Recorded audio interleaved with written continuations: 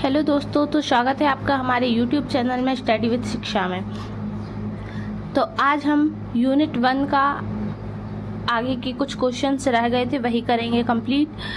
तो हम आज यूनिट 1 पेडागोजी ऑफ इंग्लिश की स्टार्ट कर रहे हैं। बाकी हमारे मल्टीपल चॉइस वगैरह तो हम कर चुके हैं, कुछ क्वेश्चंस और रह गए थे वही करके फिर हम नेक्स्ट चैप्टर पर मूव करेंगे, नेक्स्ट यूनिट पर।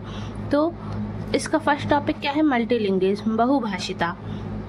तो बहुभाषिता मतलब मल्टीलिंग्विस्ट क्यों जरूरी है? अब जैसे अगर आपको की मातृभाषा हिंदी है तो आपको अगर हिंदी के अलावा और कोई सी लैंग्वेज नहीं आएगी तो आप कहीं बाहर जाएंगे तो आप वहाँ पे कम्युनिकेट नहीं कर पाएंगे, वहाँ पे आपको बात करने में दिक्कत होगी। तो इसका फर्स्ट पॉइंट क्या है? Knowledge of more than one language, reading, writing और लिसनिंग।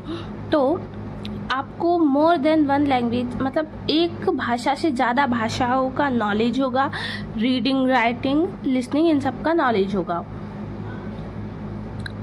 काय में?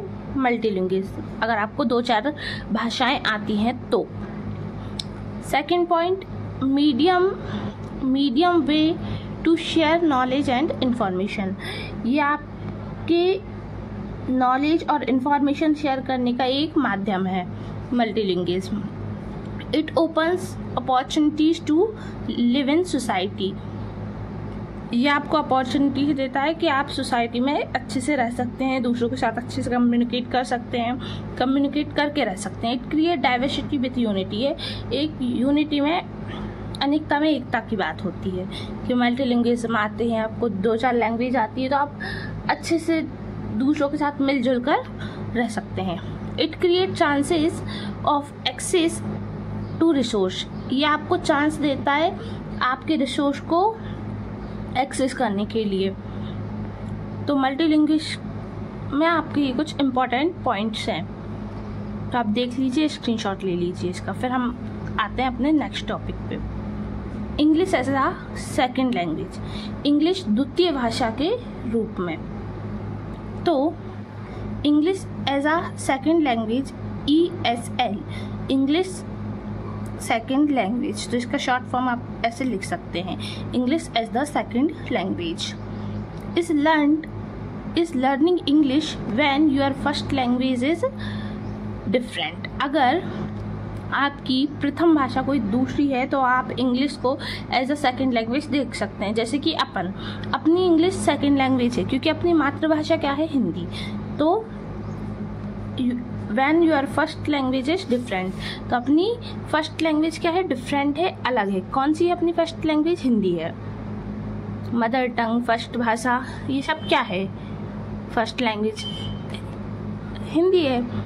इट फोकस ऑन लिसनिंग, ये सुनने पर, स्पीकिंग पर, रीडिंग पर और राइटिंग पर फोकस करती है।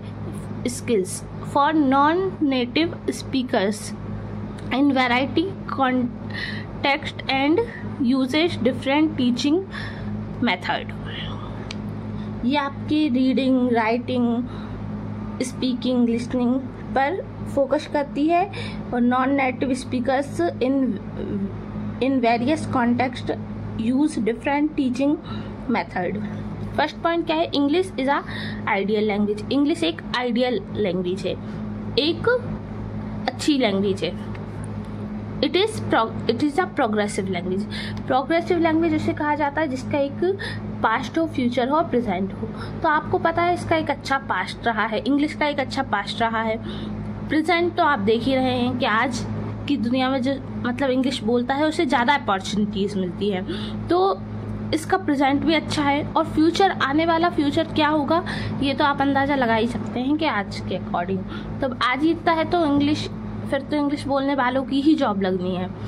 तो इंग्लिश एक प्रोग्रेसिव लैंग्वेज है।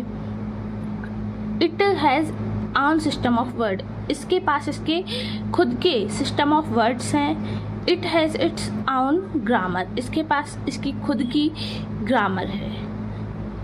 तो आज की क्लास हम यहीं पर ख़त्म करते हैं। नेक्स्ट क्लास में हम इसके 2-4 टॉपिक और रहे हैं, 2 क्वेश्चन और रहे हैं, वो समझ लेंगे।